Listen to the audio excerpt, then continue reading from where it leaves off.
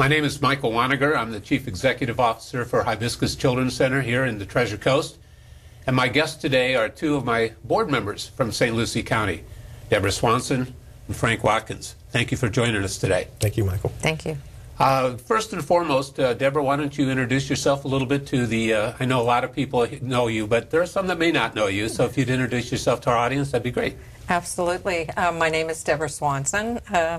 I've been a resident here in St. Lucie for about 38 years, so this community has given a lot to my family, and it's kind of my way to give back. And I've done real estate, and currently I'm a real estate broker, and I primarily specialize in commercial property management, but I've worn many hats. I've been a residential loan officer, and I've also worked for a nonprofit for a number of years, so I'm very excited to be a part of Hibiscus Children's Center.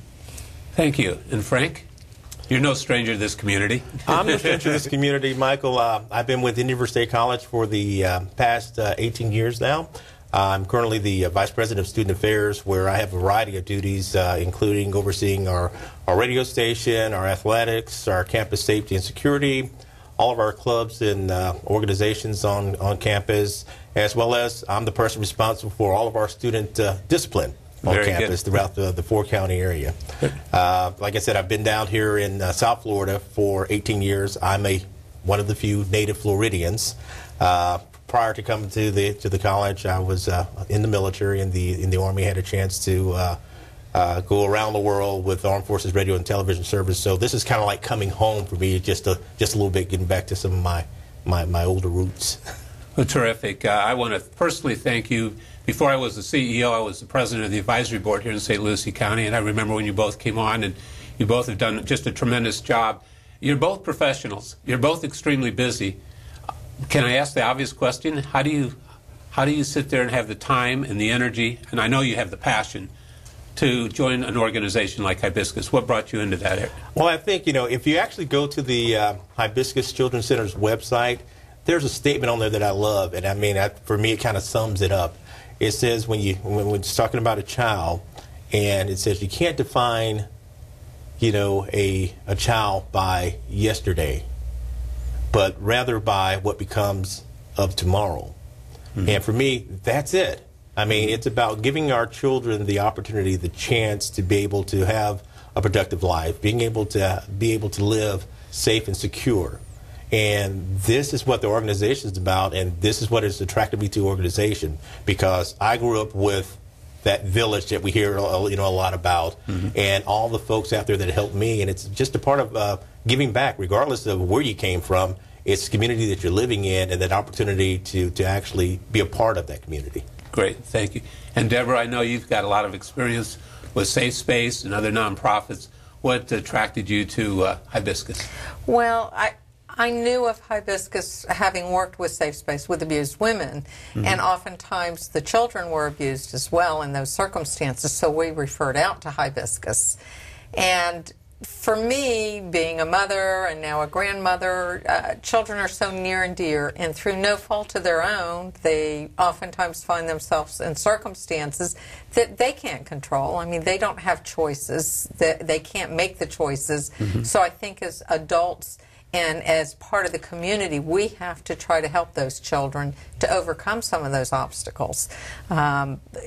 Very difficult situations for them. The more we can do to help them become adapted and part of the community, and keep their education in mind and make things as normal as we can for them, the more productive citizens they'll become later down the road. So children, are very near and dear, and any time I can give to help kids, you find the time, no matter how busy you are. It's just, and it is part of that passion you talked about.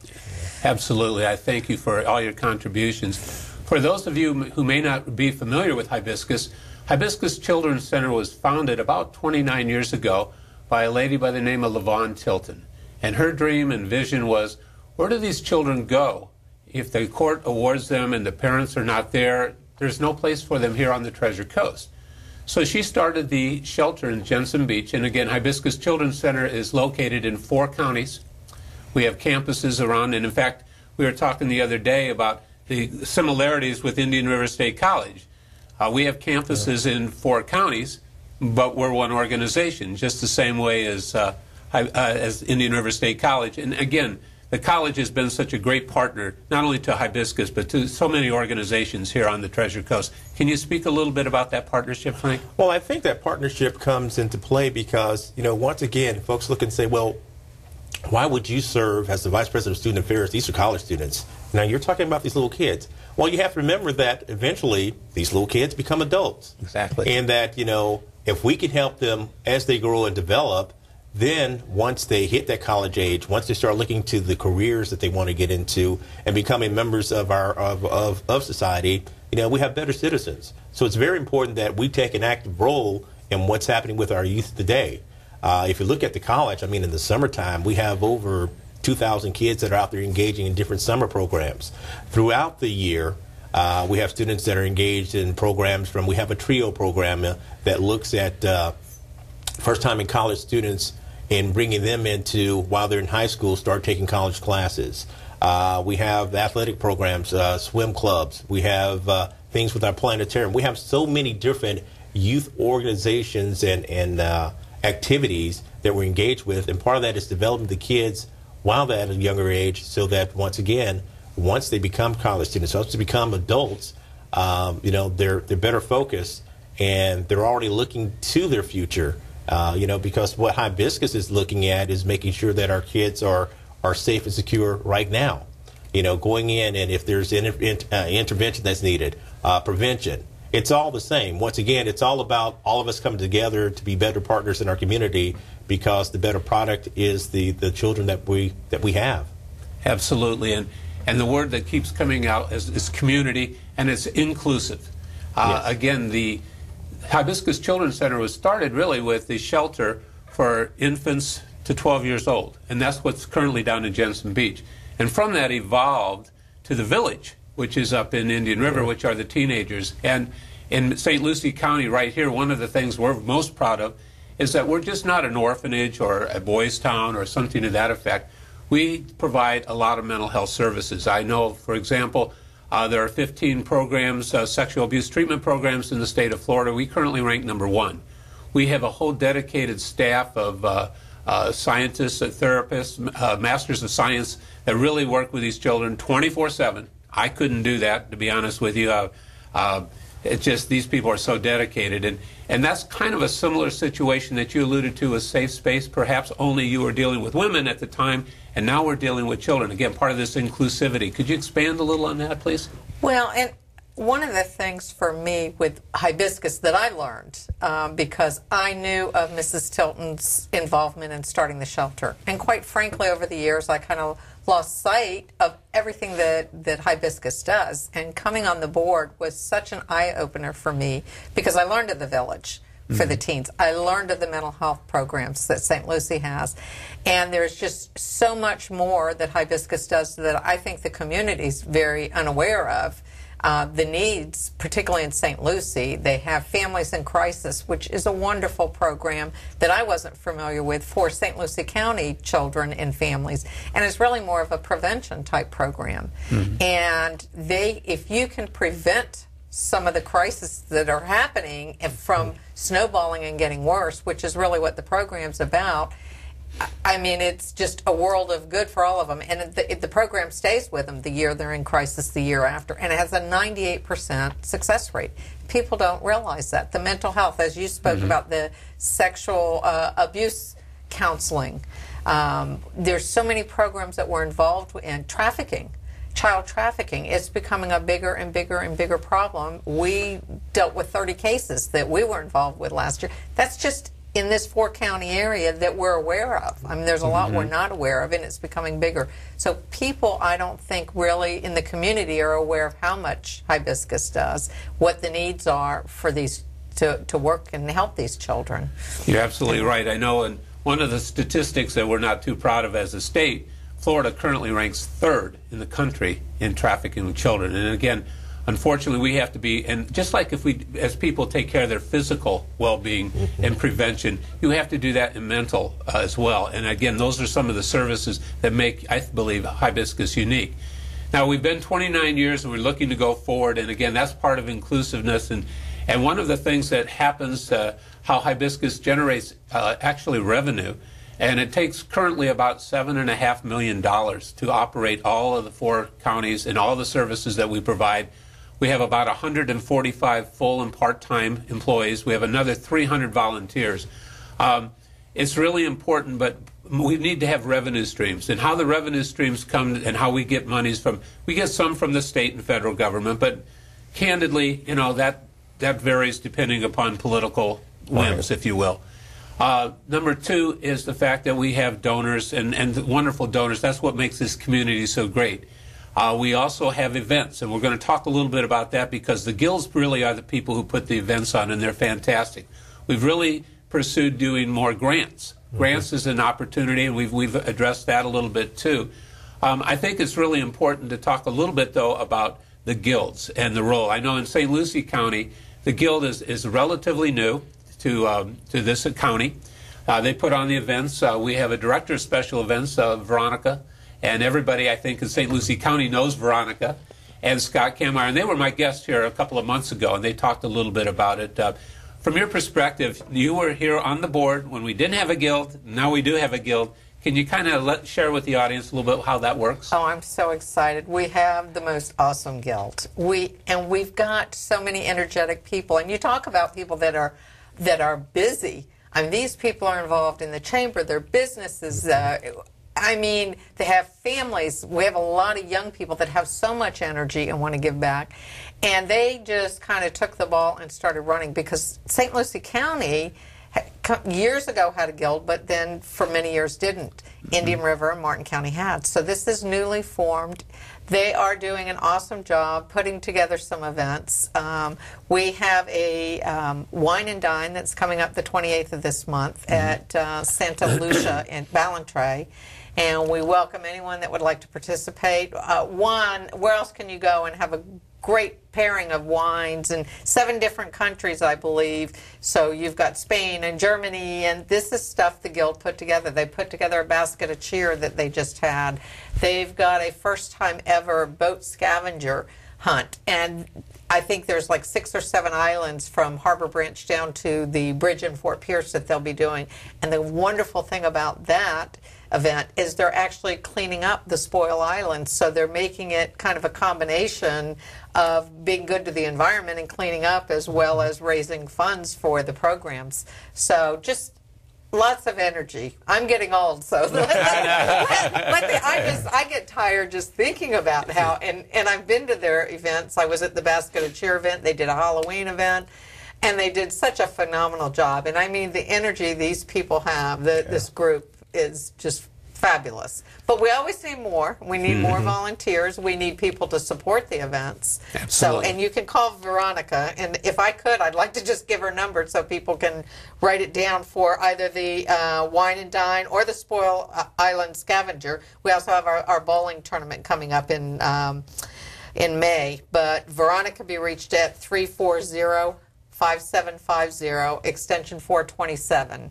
And if you'd like to volunteer to work any of these events, work with the Guild, we'd love to put you together with them. If not, and you don't have the time or the energy, and you're getting older like some of us, we'd love to have you at the events. Well, just like a wine, you know, we were getting better, too. That's right, just like fine wine. I had the opportunity, actually, they did the wine and dine up in Indian River County here just recently, and I went to that, a complete sellout, great food, great drinks, great camaraderie. The community gets together, and you visit all of these countries. And the most important thing, you don't have jet lag. That's you get right. back. I mean, you know, we really had a wonderful time. And so not only do we have special events that raise money for the kids, but the money that we raise really go into educational programs. And I know we work in collaboration with the college. They do a lot of the focus groups to give us some of the marketing activities. And again, as I said, Indian River State College has been a great partner. One of the programs that we're most proud of is, and I know it's comparable to what you have, is Career Pathways.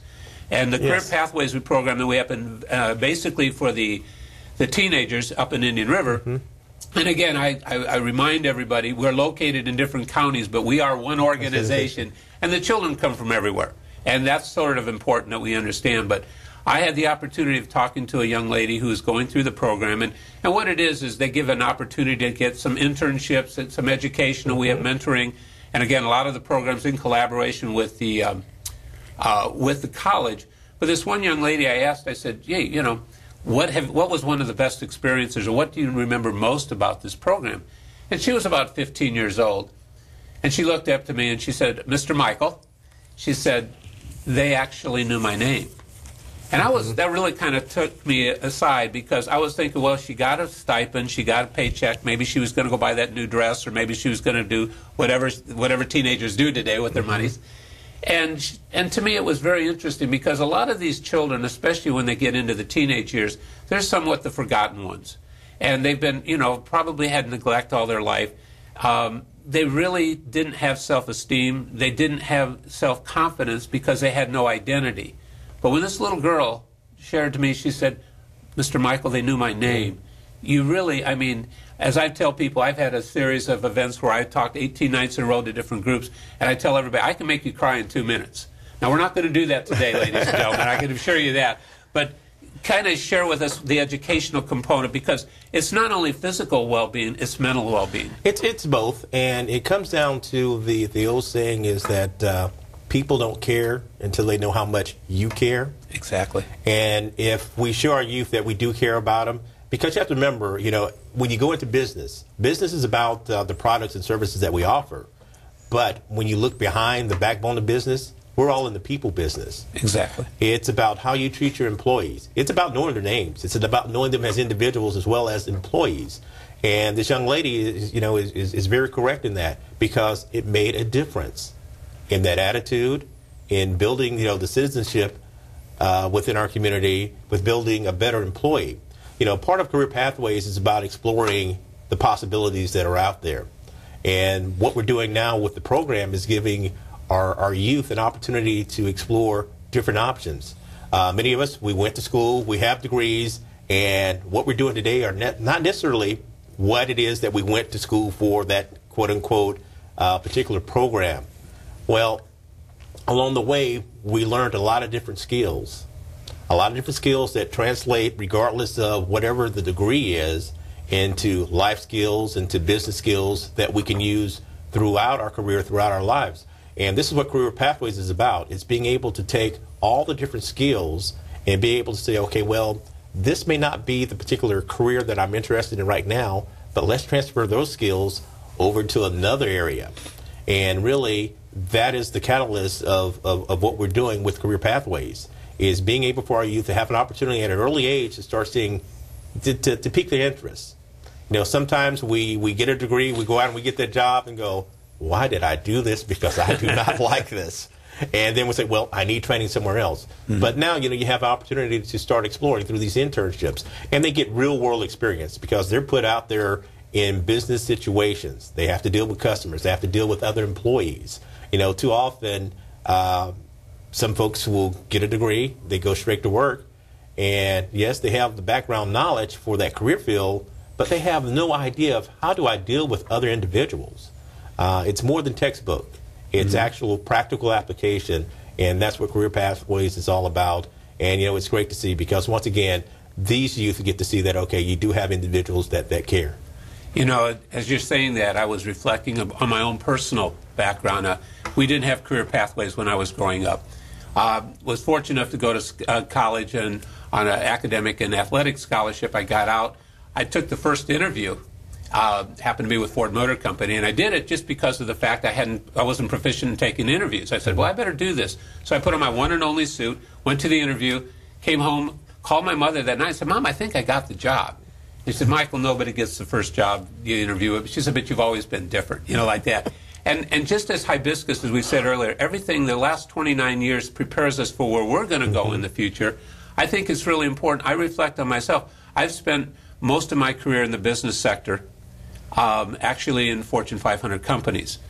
My parents got ill, and my priorities obviously were my family, so I went home, took care of my father, took care of my mother.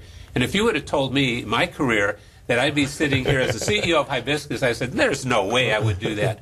But what happens as you look backwards you kind of sit there, it all fits together. And fortunately, the opportunities I had to care for my parents now can transcend to the children. And again, I think this is where everybody who's involved in Hibiscus, at some place along the line, something has resonated with them to the fact that, okay, this is something that we need to do. And what modest successes we all may have enjoyed, we recognize we didn't do it on our own. We have people to help us. And thank goodness there's organizations like Hibiscus and ladies and gentlemen like yourself who are on the board that really make a difference. And I can speak for hours, but this isn't about us. This is about you today. Tell us what inspires you to do this. Well, I think you're right. We've all had personal things within our life growing up. And, it's kind of like Frank. I came from a military family. I wasn't the one in the military, but I might as well have been sometimes because it's a tough life. You are moving every 4 years. You don't have those lifetime friends that I went to college with people that had friends from when they were in elementary school, and I was like, what's that like? Right. But we learned to make friends, and we had other advantages of traveling overseas and seeing different cultures. And for me, and even raising a family, like you said, I did the same thing. I had a career that I left because I had a father that had passed who was terminal that I helped my mother nurse, and then my mother was terminal, and so I spent time with her. So you see those things, it's kind of a giving back. I also had a son that I call, he'll kill me for saying this, but my white-haired child. And I think sometimes we all go through those circumstances, and that people were here for me and organizations to help him, and I'm so proud of him. He's now out at Indian River State College and doing things. So, and as I was listening to Frank, I thought about, for so many of these children, and watching them through Safe Space, the cycle of the domestic violence, if it's abuse they're coming from, abandonment, not having any self-esteem, not knowing, not ever having anybody that cares about them as individuals. I mean, they're so beaten down sometimes, and if it's domestic violence, oftentimes they become the perpetrators later on in life because they see it and they think that's the norm. So I think a lot of those things is what gets you involved so that hopefully you can help those children see things from a different perspective. One of the things I like that's kind of new that they're really concentrating on is these transitional services, as we talked about career pathways. Well, we have children that maybe are in the villages, teens, and they're graduating or getting their GEDs and they're turning 18, and we don't want to just kind of turn them out if they're not ready to go out. I mean, so trying to have some transitional services to help them between 18 years old and 21 years that are such critical years for them yet. So I think we all have a personal story or something that maybe touched us in such a way that we say we want to give back, we want to help those individuals, that the community was there, or organizations to help us through some difficult times. And you're right, the 18 to 21-year-olds you're referring to, even if there's such a thing as a normalcy in a family environment today, these children have encountered so much emotional turmoil that it's really been a reflection. So even though they may be chronologically 18, 19, 20, in many cases they're 12, 13, or 14. I can't help but look. I see you have the annual report there. I do. And, I'm very proud of this, and I'm sure you are as well. Absolutely. It's a different annual report than what you would normally see. It was done intentionally. The outside cover is basically everybody's elevator speech. Who's Hibiscus, what we're all about, and some of the things. And I see we've done, 250,000 safe nights for children from the 29 plus years. Inside, we talk about the reality. I think one of the things Hibiscus comes across in this that I'm most proud of, there's no pictures of the CEO or of our board members or volunteers. It's not about us. It's all about the children. That's right. And we just finished a strategic planning deal where our #1 guiding principle is, it's all about the children. And I've had to remind people from occasionally that if you're involved in Hibiscus for any other reason other than the child, you need to go home and reflect upon why. And again, the two of you remind me so much of everybody who's involved with Hibiscus, your passion, your dedication, your stories, your real life stories. I mean, that's what it's all about. And behind every number, there's a child. And behind every child, there is that story. And maybe you could share a couple that incidents that you've observed or something working at the college, and how even if you make a change in one person's life, how fruitful that can be. I guess, part of my job is that I get to deal with the students, so I get to see the good, the bad, and the ugly. And a lot of times when we have situations that could possibly be bad, well, we try to make them good. It's about a learning experience, for these kids, because they dealt with life situations and situations where what we would think, well, you shouldn't act appropriately, you shouldn't act that particular way. Well, for them, they don't know any different. So part of it is the teaching aspect of all this. And it comes from, everything from the counselors that we have working with them to the people that are involved. Because once again, the most important thing that we do, and we do it every day, is that, we go into this looking to make a difference. And, with that's the best thing that I can tell you, is that when you look at it, you say, why do you do it? It's, I want to make a difference. If it's for one child, I know that I touched one child today, right. It's all worth it.